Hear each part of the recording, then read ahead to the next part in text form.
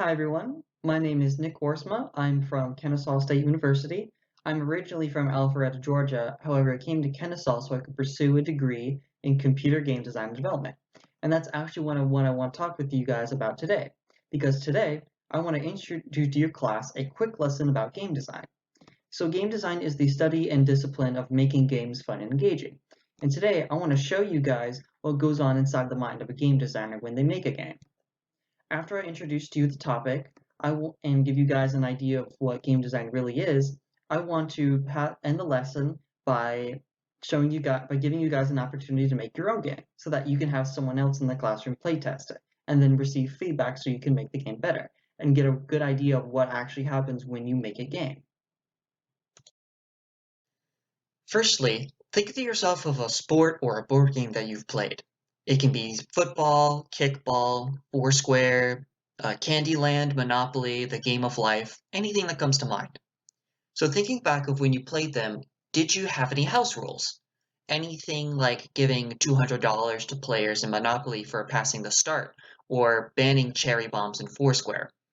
You probably added these rules to make the game more fun, since you didn't like something about the rules or how the game was played. So this is actually game design. When playing the game, you discovered there was a flaw in the game that made it less fun, and you and your players came up with a rule to make it more fun. So house rules shows us that players have a unique outlook on the games that they play, and will probably ask themselves these questions while playing them.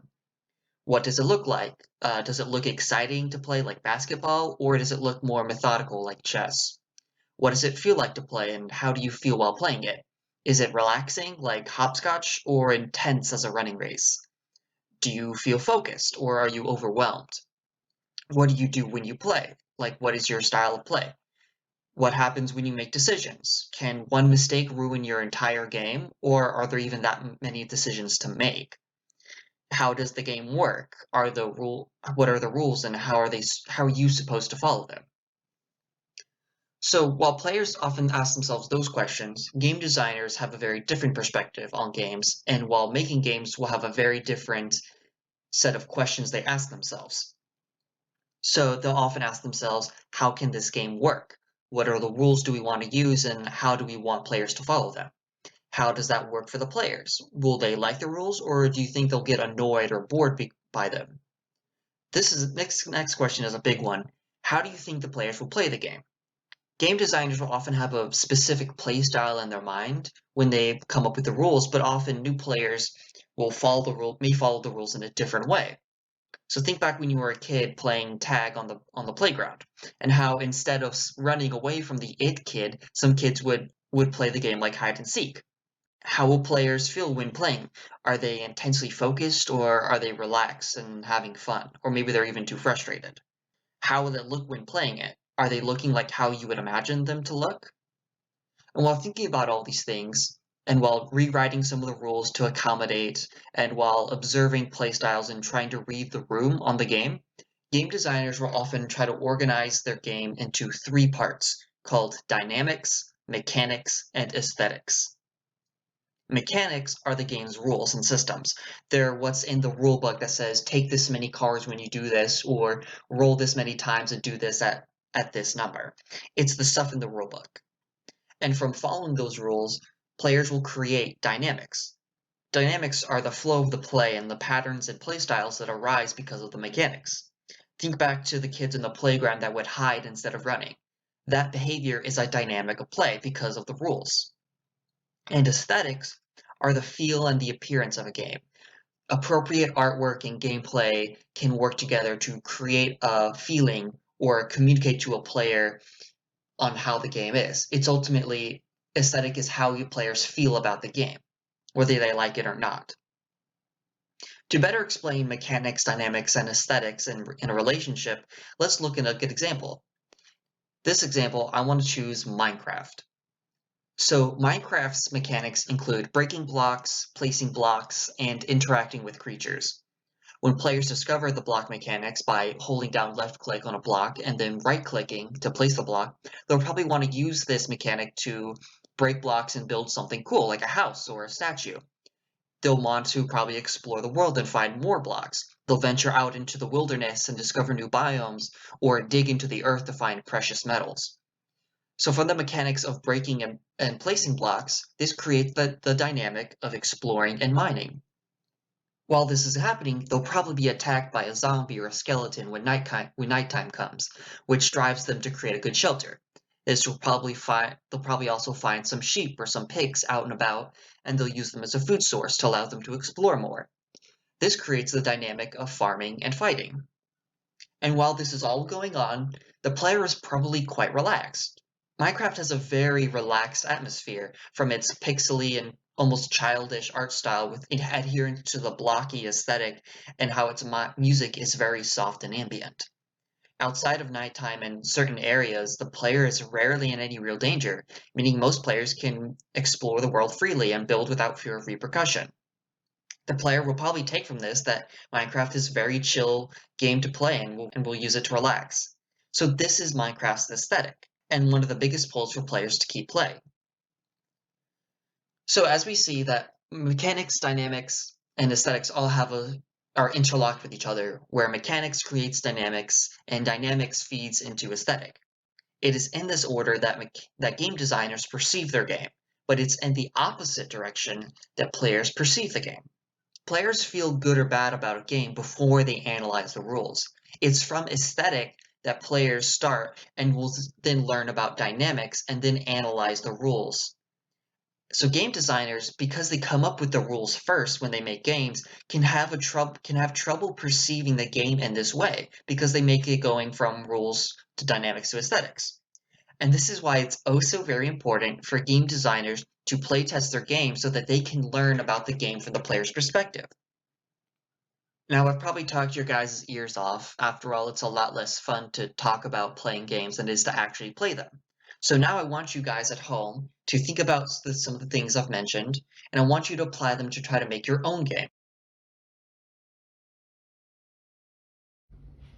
So now that I'm here at my desk, I'm going to go through a process of making a game with you guys, so we can go through the exercise together. So I have my page. Now your page is going to look different than mine. You're going to have a section labeled like mechanics and dynamics. But here I have a page not only for me to write down my rules, but I want to show off some game ideas with you guys. Secondly, I have my dice.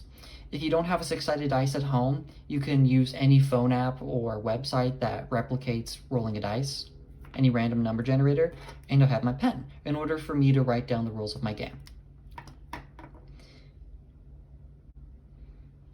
If you're a little bit short of ideas for how to make an interesting board game, don't worry. I know a lot of people only have experience with games like Candyland or Monopoly for terms of game mechanics and rules you can implement. So here are some interesting ideas you can think about in order to make your game a little bit more interesting than Candyland. Firstly, we can think about traversal.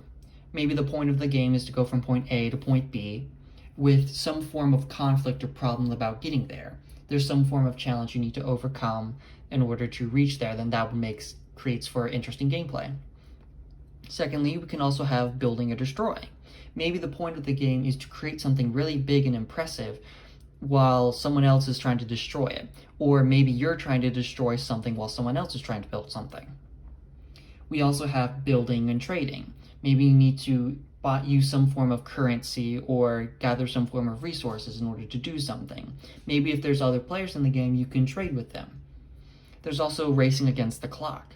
Maybe the point of the game is to do something before a timer runs out, or before a certain amount of turns in order to keep players on their toes. There's also organizing. This is an interesting game concept where, think about like with the game Dominoes, where you have to, the most of the game comes in positioning something or organizing something in a certain way. A good example of this is a personal favorite of mine is the game King Domino.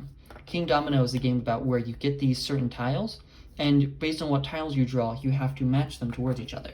For instance, you can match wheat tiles with wheat tiles, or forest with forest, and you create a 7x7 board with as many of these tiles as you can fit onto it, with as many points.